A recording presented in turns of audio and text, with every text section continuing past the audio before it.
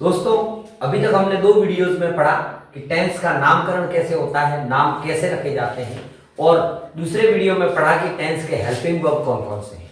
अगर हम इसको आगे बढ़ाएं तो हमारे पास एक चीज और निकल के आती है, क्योंकि जो इंग्लिश का जो सेंटेंस होता है उसके अंदर हमें हेल्पिंग वर्ब और वर्ब की जरूरत पड़ती है। तो आज हम पढ़ेंगे helping verb of tense.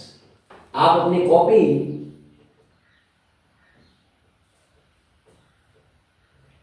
Verb of tense आप अपनी कॉपी खोलकर रखिए, और जैसे आपने ये वो डायग्राम बनाया था, जो चार्ट बनाया था, वैसा का वैसा आप इधर भी बना लीजिए।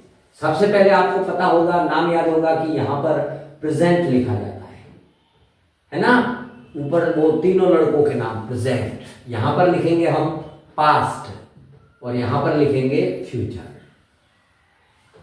और एक इंटरेस्टिंग चीज आपको और सीखने को मिलेगी कि ये क्यों पढ़ा रहा हूं, क्या है। आप पहले इसको नोट कर लीजिए। यहां पर मैंने लिखा सिंपल, क्योंकि ये इनकी वाइफ्स के नाम है और कहने का मतलब इनकी फॉर्म है। दूसरा कंटिन्यूअस, थर्ड लिखेंगे परफेक्ट, और चौथा लिखेंगे परफेक्ट कंटिन्यूअस।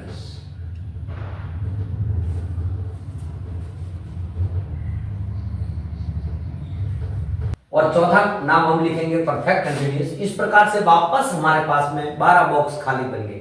अच्छा, ये चीजें क्यों पढ़ा रहा हूं? सबसे बड़ी और महत्वपूर्ण बात है ये भाइयों कि ये सब मेरे बनाए हुए हैं, इसमें किसी मैंने कहीं से कॉपी पेस्ट नहीं की। ये इतने साल तपस्या की, पढ़ा, मेहनत की, तब जाकर ये सारी चीजें सीखने को मिली। और आपसे भी रिक्वेस्ट करूंगा कि आप भी इसको सीखो, ताकि क्या है, इंग्लिश आज के मॉडर्न एज में बहुत काम आती है। अब इसको भी पढ़ने का वही तरीका रहेगा जो हेल्पिंग वर्ब को पढ़ने का था। क्या? सबसे पहले टेंस का नाम, जैसे कि मैंने इस टेंस का लिखूंगा।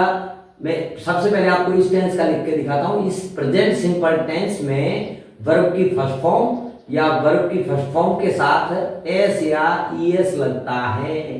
अब इसको कैसे पढ़ेंगे? यहां लिखता हूं प्रेजेंट सिंपल टेंस में। ये नाम तो आपको इससे आगे वाले में मैंने आप वीडियो में आपको बताया थे कि प्रेजेंट सिंपल टेंस में, उसमें भी ऐसा था हेल्पिंग वर्ब में भी। प्रेजेंट सिंपल टेंस में वर्ब की फर्स्ट फॉर्म, ये ऑब्लिक लिखा है, इस ऑब्लिक का मतलब होता है या। वर्ब के साथ, प्लस का मतलब के साथ, वर्ब के साथ एस या ईएस लगता है या लिखा जाता है। ये दो टेंस ऐसे हैं, प्रेजेंट सिंपल और पास्ट सिंपल, जो अपन को परेशान करते हैं बच्चों को। इन्हीं की वजह से बाकी बदनाम है। इन दो टेंस की वजह से, जिनको मैं स्टार लगा रहा हूं, इन दो टेंस की वजह से बाकी टेंस बदनाम हो गए यार, बहुत भारी है। ऐसा एक सिंपल फंडा है, सिंपल फॉर्मूला है, जिसको आपने सीख लिया तो आप जल्दी से इस पूरे को कवर कर पाएंगे। अगर बात करूं दूसरे वाले टेंस की, तो इसको पढ़ेंगे प्रेजेंट कंटिन्यूअस टेंस में वर्ब की फर्स्ट फॉर्म प्लस आईएनजी लिखा जाता है। क्या? प्रेजेंट सिंपल की जगह प्रेजेंट कंटिन्यूअस टेंस में वर्ब की फर्स्ट फॉर्म के साथ आईएनजी लिखा जाता है या लगता है या भरा जाता है। बराबर? अगर ये तीसरी फॉर्म है तो यहां पर तीनों तीन में वर्ब की थर्ड फॉर्म। ये याद रखने का तरीका है कि परफेक्ट थर्ड फॉर्म होती है तो तीनों में वर्ब की थर्ड फॉर्म। बराबर?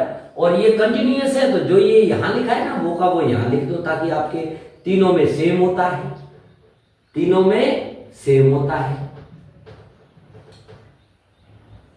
अच्छा, जब आपने इसको याद, हेल्पिंग वर्ब में हमने परफेक्ट वाले के हेल्पिंग वर्ब रिपीट किए थे, तो यहां पर ये वाला रिपीट करेंगे, लेकिन कैसे? बीन लगाकर, been plus B1 plus ING. और इसमें भी ये रिपीट करेंगे, been plus B1 plus ING. और इसमें भी लिखेंगे been plus B1 plus ING. अब इसको पढ़ने का तरीका मैंने आपको बता दिया।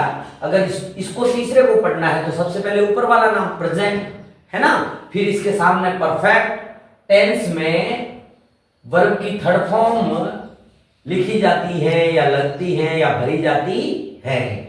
अब ये दो दो नाम हटा दो और ये दूसरे नाम लिख दो, आपके बन जाएगा। अच्छा सर इसमें क्या होगा, इसमें ये होगा वर्ब की सेकंड फॉर्म या वर्ब के साथ फर्स्ट फॉर्म, है ना, और इसमें वर्ब की फर्स्ट फॉर्म होती है। अच्छा ये आप इसका एक बार स्क्रीनशॉट ले लीजिए ताकि ये आपके काम आएंगे, इसका स्क्रीनशॉट ले लीजिए। अब हम जरा अगले वाले वीडियो में जाते हैं। तो हमने सीखे थे हेल्पिंग वर्ब। हेल्पिंग वर्ब जो जो लिखे थे वो मैं यहाँ लिख देता हूँ, डू डज, ये मैंने वो जो आपको आगे पढ़ाए थे वो लिख रहा हूं। इसमें मैंने लिखे थे इज आर एम, है ना, आप मिलान कर दीजिए। यहां पर जो मैंने आगे वाले वीडियो में पढ़ाया वो लिख रहा हूं। यहां पर आपके पास आएंगे हैज या हैव, ये रेड कलर से इसीलिए लिख रहा हूं, और यहां पर आएगा हैज या हैव, ये अथवा में है। जहां पे दो से अधिक होंगे वो अथवा में होंगे। देखो इसमें एक ही है तो ये अथवा में नहीं हो सकता ना, दो होते हैं या दो से अधिक होते हैं तब विकल्प होता है कि नहीं। इसमें दो आएंगे वाज और वर, और आपको याद भी होगा गलती से मैंने दोनों जगह वाज लिखा था, है ना। और यहां पर आएगा एक ही हेल्पिंग वर्ब है जिसका कोई अल्टरनेटिव नहीं है, कोई ऑप्शंस नहीं है, हैड। और जब ये दोनों यहां रिपीट हुए हैं तो इसको भी दादा यहां रिपीट करना कि नहीं करना, है ना। इसमें मॉडल्स का ऑक्सिलरी का प्रयोग होगा विल और शैल। ये जो रेड कलर से मैं लिख रहा हूं ये आपको पहले पढ़ा चुका हूं। यहां पर विल सेल के साथ में हमने लगाया था बी, विल सेल के साथ में बी लगाया था, है ना। और यहां पर अपन ने लिखा था विल या shall plus have, will shall तो आना ही आना है इन दोनों में से एक, और साथ में लगेगा हैव। और जब ये दोनों में रिपीट हुए हैं तो ये भी यहां रिपीट होगा, विल शैल प्लस हैव, बराबर। अब सुनिए ध्यान से, महत्वपूर्ण बात, काम की बात, बराबर। आप एक बार इसका ढंग से स्क्रीनशॉट ले लीजिए, दोनों को मिला दीजिए। और उससे भी बड़ी बात है कि दोनों को मिलाकर एक टेबल बनाना। मैं क्या कह रहा हूं, दोनों को मिलाकर बड़े पेज पर एक टेबल बनाना, ऊपर हेल्पिंग वर्ब लिखना, नीचे वर्ब लिखना। ऐसा आप करके, अब इससे ये सर मैंने क्यों सिखाया, क्या जरूरत पड़ी इसकी। और आपको बेटा बता दूं, जिन जिन कक्षा के, कक्षा 6ठी, 7वीं, 8वीं, 9वीं, 10वीं, 11वीं, 12वीं, जिन जिन कक्षा के करेक्ट फॉर्म ऑफ वर्ब आता है, कौन सा topic, correct form of verb, हाँ, उस टॉपिक के सारे आंसर मैंने बोर्ड पर लिख दिए। वो जो 10वीं में 4 नंबर का आता है ना, 9वीं में भी आता है, 11वीं में आता है, 12वीं में नहीं आता, 8वीं में आता है, 7वीं में आता है, 6ठी में आता है, सभी कक्षा में पढ़ाना पड़ता है। और करेक्ट फॉर्म ऑफ वर्ब है तो ये इनके आंसर से आप इसको एक बार रट्टा कर लो, रट्टा मारो, याद कर लो, इसको लिखना सीख जाओ।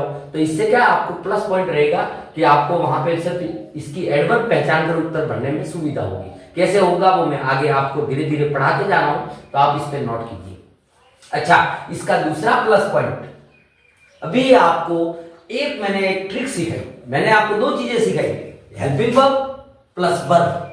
और इन दोनों की मदद से कोई भी इंग्लिश का वाक्य, इंग्लिश का कोई भी वाक्य, भले आपको उसका हिंदी अर्थ आए के नहीं आए, कोई फर्क नहीं पड़ेगा। हिंदी अर्थ नहीं आता तो चलेगा, इंग्लिश का कोई सा भी वाक्य अगर पहचानना हो कि कौन से टेंस का है तो साहब आपको ये वाला टेबल हेल्प करेगा। देखो कैसे, जैसे मैंने सेंटेंस लिखा कि I have been teaching here, I have been teaching here since morning, since morning. अब ये कौन से टेंस का है ये पता करना है ना, कि I have been teaching here since morning, ये वाला सेंटेंस कौन से टेंस का है इसमें से। चलो हम शुरुआत करते हैं, आपको भी यही लॉजिक अपनाना है, यही तरीका अपनाना है, तो आपका काम बेहद आसान हो जाएगा। आई सब्जेक्ट है, इसको एक तरफ छोड़ दो। अब चेक करो, आई के तुरंत बाद आया हैव। अब चेक करो हैव कहां कहां है। सर हैव 2 जगह, एक तो प्रेजेंट परफेक्ट में और एक प्रेजेंट परफेक्ट कंटिन्यूअस में, यानी कि ये वाक्य इन दोनों में से किसी एक का है, बाकी कहीं हैव लिखा हुआ नहीं है। अच्छा यहां पे भी हैव, लेकिन यहां पर हैव से पहले विल सेल होना चाहिए, नहीं है यहां, यानी ये वाक्य इन दोनों में से किसी एक का है। आगे चलते हैं तो आगे लिखा हुआ है बीन, और बीन राजा इसी में है। और फिर आप देखेंगे, चेक करेंगे टीच, तो टीच वर्ब की फर्स्ट फॉर्म होती है और साथ में लगा हुआ है आईएनजी, यानी कि ये वाक्य आपके प्रेजेंट परफेक्ट कंटिन्यूअस टेंस का है, प्रेजेंट परफेक्ट कंटिन्यूअस टेंस का है। और फिर भी समझ में नहीं आए तो एक वाक्य और देता हूं आपको। मेरे पास एक सेंटेंस है कि he saw an elephant, he saw an elephant. अब इसका हिंदी अर्थ आता है कि नहीं आता, नो प्रॉब्लम। इसको दोबारा चेक करें कि ये कौन से टेंस का है। तो ही सब्जेक्ट है और सब्जेक्ट को हम छोड़ देते हैं, हम इस पे आते हैं। तो ये SAW सॉ, ये SEEC की सेकंड फॉर्म है ना। और सेकंड फॉर्म इस पूरे डायग्राम में चेक करोगे तो सिर्फ इधर ही लिखी हुई है, इधर। तो ये कौन से टेंस का हुआ? पास्ट सिंपल टेंस का हुआ दादा, है कि नहीं? यानी आपको टेंस का कुछ भी ज्ञान नहीं है, सिर्फ आप इस डायग्राम की हेल्प से आप पता कर सकते हैं कि कौन सा वाक्य कौन से टेंस का। और समझिए, मैंने लिखा कि Rita had taken my umbrella, Rita had taken my umbrella. ये एक सेंटेंस है और पता करना है कि ये कौन से टेंस का है। अब इसका पता करने के लिए रीटा को छोड़ दो क्योंकि सब्जेक्ट है ना। और आप हेड चेक करो तो हेड दो जगह आया है, एक पास्ट परफेक्ट टेंस में और एक पास्ट परफेक्ट कंटिन्यूअस टेंस में। और जब हम आगे चेक करते हैं तो टेक, टुक और टेकन थर्ड फॉर्म आती है। तो थर्ड फॉर्म और हेड इस टेंस में है, इसका मतलब ये पास्ट परफेक्ट टेंस का है। इस तरीके से आप किसी भी वाक्य का पता कर सकते हैं कि कौन सा वाक्य कौन से टेंस का है। आपका फ्रेंड, आपके टीचर अगर लिख के देते हैं कि बता बेटा ये वाक्य कौन से टेंस का है, तो आप इस टेबल की हेल्प से किसी भी वाक्य का पता कर सकते हैं। जैसे मैंने यहां पर लिखा she was playing hockey, she was playing hockey. अब इसको चेक करो, ठीक वैसा का वैसा तरीका जो इसमें अपनाया था। सबसे पहले शी को छोड़ दो, शी को एक तरफ कर दो, है ना। फिर आया वाज, और आप पूरे डायग्राम में चेक करो वाज कहां आया है, कहां आया वाज? वाज पास्ट कंटिन्यूअस में आया है, यानी कि ये वाक्य जो है वो आपके पास्ट कंटिन्यूअस का है, कंटिन्यूअस का है। क्यों? इसके पीछे बहुत बड़ी वजह है। आप चेक करेंगे तो प्ले वर्ब की फर्स्ट फॉर्म इसमें पड़ेगी और साथ में आईएनजी तो इसमें है और वाज है, तो ये वाक्य पास्ट कंटिन्यूअस टेंस का होगा। बराबर? यहां तक समझ में आया? कोई भी वाक्य, मैं ये नहीं कह रहा हूं। अच्छा, इसको समझने के लिए आपको वर्ब का नॉलेज होना बेहद जरूरी है। अगर दादा आपको वर्ब याद नहीं है ना, मैं अभी से कह रहा हूं दिन की 2-2, 3-3, 4-4 वर्ब याद करना शुरू कर दो।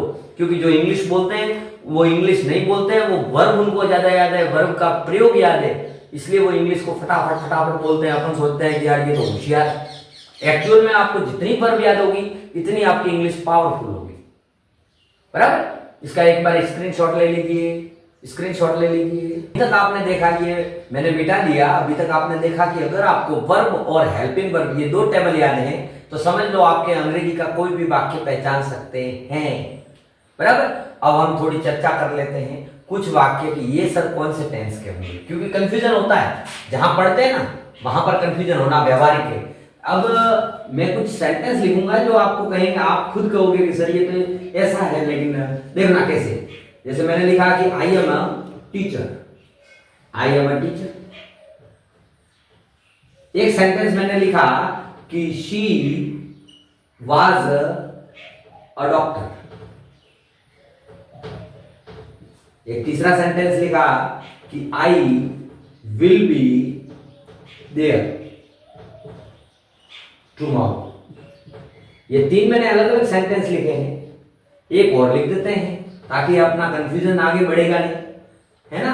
मैंने यहां लिखा कि they are my friends, my friends. अब आपके पास वो हेल्पिंग वर्ब और वर्ब है, उसके आधार पर आप ये बताइए कि ये पहला सेंटेंस कौन से वाक्य का, कौन से टेंस का है। ये जो पहला सेंटेंस लिखा है ये कौन से टेंस का है। और बहुत सारे बच्चे यहां पर कंफ्यूज हो जाते हैं कि एम आया है, तो ये सोचते हैं कि सर एम आया है तो एम तो प्रेजेंट कंटिन्यूअस टेंस में, तो ये वाक्य प्रेजेंट कंटिन्यूअस टेंस का है।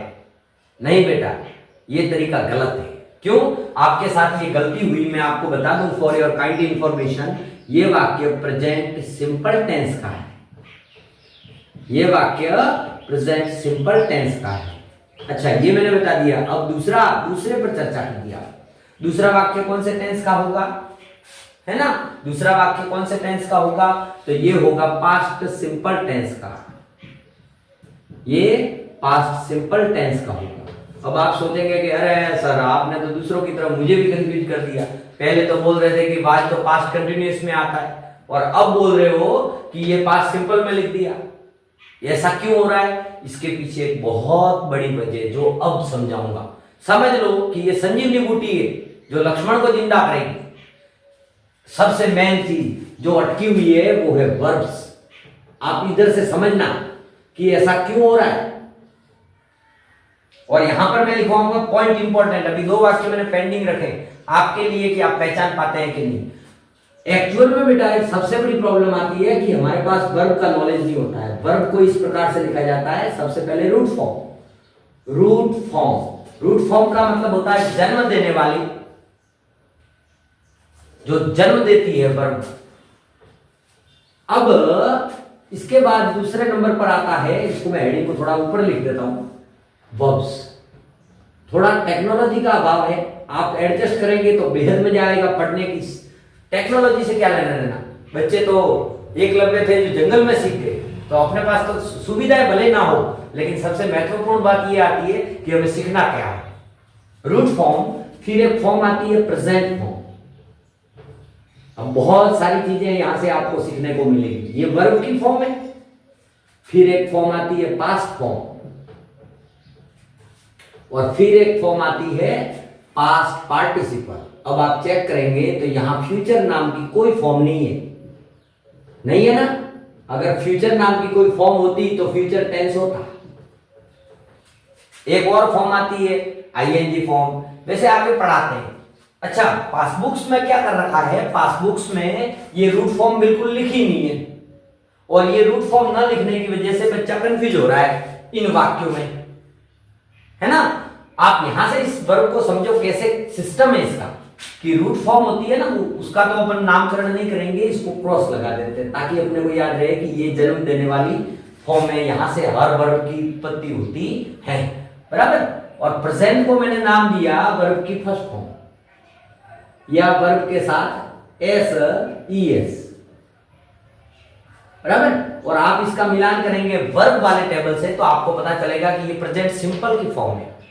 आप मिलान करो एक बार वर्ब वाले से, ये प्रेजेंट सिंपल की फॉर्म है।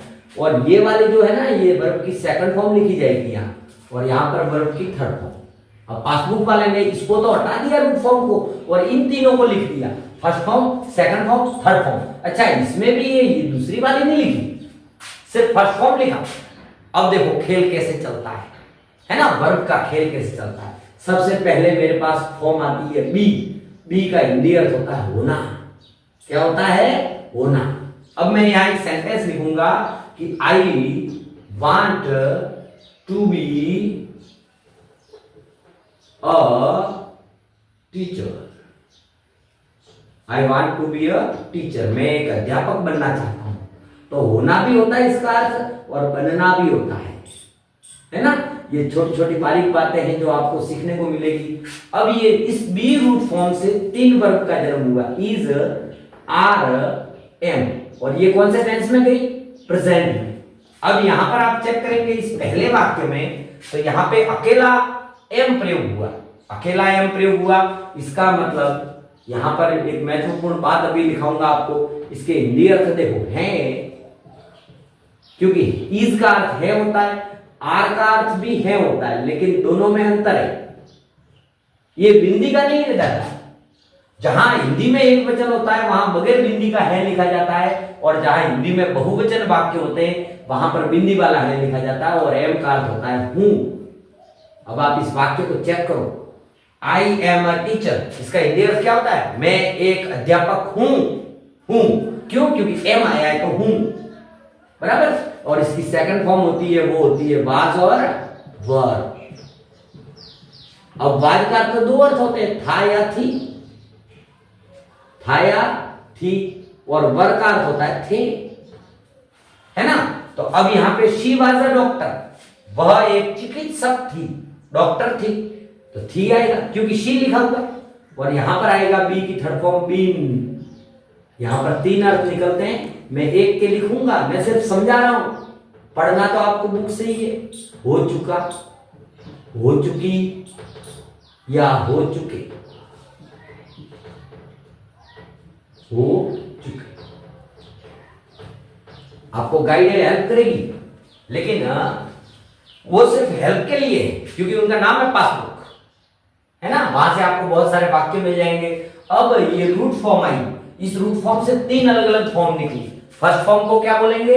Is are am. क्या बोलेंगे? Is are am. Second form को बोलेंगे वाज वर, है ना। और थर्ड फॉर्म हो इसकी होगी बी की थर्ड फॉर्म क्या होगी? बीइंग। अब आप इस वाक्य में चेक करो, मात्र अकेला एम आया है, अकेला। तो यहां पर मैं नोट करके लिखता हूं, आप भी नोट कर लेना। ये महत्वपूर्ण बातें, दो बातें। जब किसी वाक्य में, जब किसी वाक्य में वर्ब की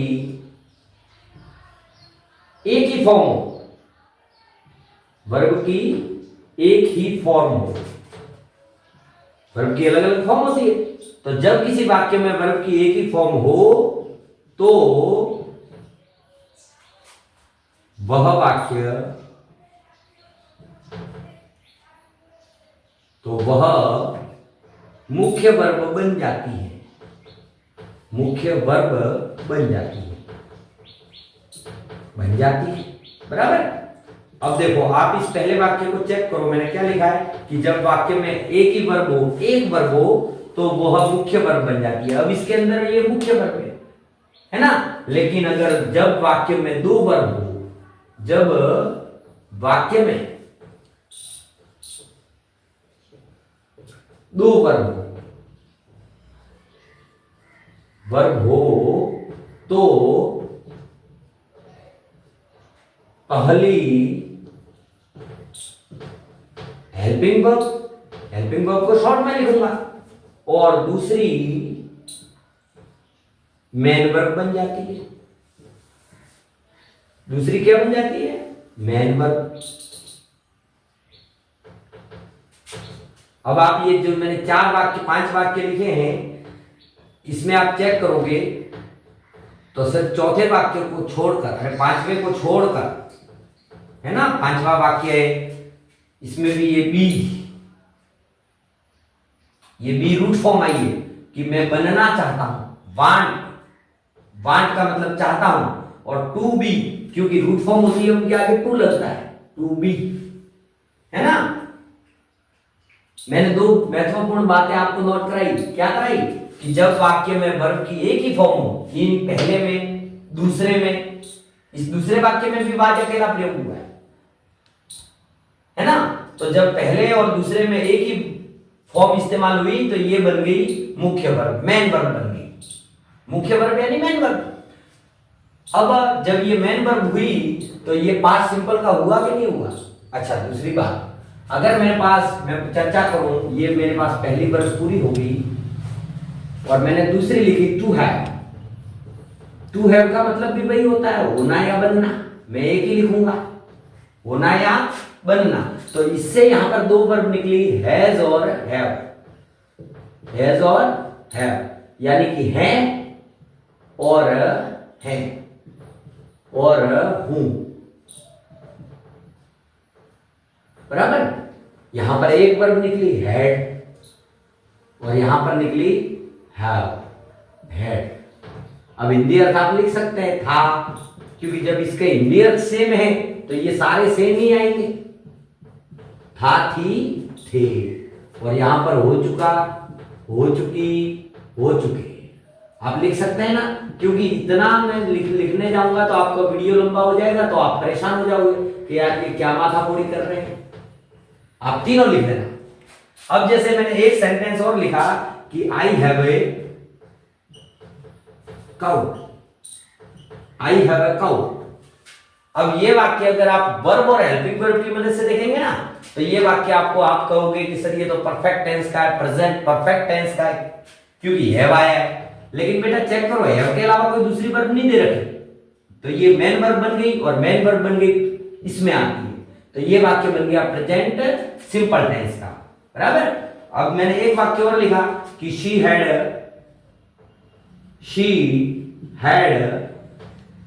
अ डॉग। अब ये अकेला हैड प्रयोग हुआ है, तो जब अकेला हैड प्रयोग हुआ तो ये पास्ट का हुआ है ना। यहां तक अंतर समझ में आया। दूसरी बात, आगे और भी कई वर्ब है, जैसे टू डू, इसका मतलब होता है करना। तो यहां पर इसके दो अर्थ निकलेंगे, डू और डज। अब आप चेक करेंगे तो इसका यहां पर हिंदी अर्थ आएगा करता हूं। 5 अर्थ निकलेंगे, ताहूं, करती हूं, क्योंकि ताहूं का उल्टा ती हूं, करता है। अब देखो ताहे आ गया, करती हैं और करते हैं, ये 5 अर्थ निकलेंगे। करते हैं बहुवचन होता है। यहां से एक वर्ब निकली डिड, यानी कि किया। इसमें आ की मात्रा, ई की मात्रा, ए की मात्रा, वो भी मैं आपको लिखाऊंगा। की और किए, 3 अर्थ निकलेंगे। और यहां पर आएगा डन, कर चुका। मैं एक ही लिखूंगा, बाकी आप लिख सकते हैं कर चुकी, कर चुके, है ना। ये अब आप चेक करोगे तो जितने भी हेल्पिंग वर्ब है इन 3 वर्ब से निकले। मिलान कर लेना आप टेबल से, जितने भी हेल्पिंग वर्ब है सारे के सारे इन 3 वर्ब से निकले हुए। बराबर। एक बार आप इसका स्क्रीनशॉट ले लो, बोर्ड भर गया है, फिर हम आगे बढ़ते हैं।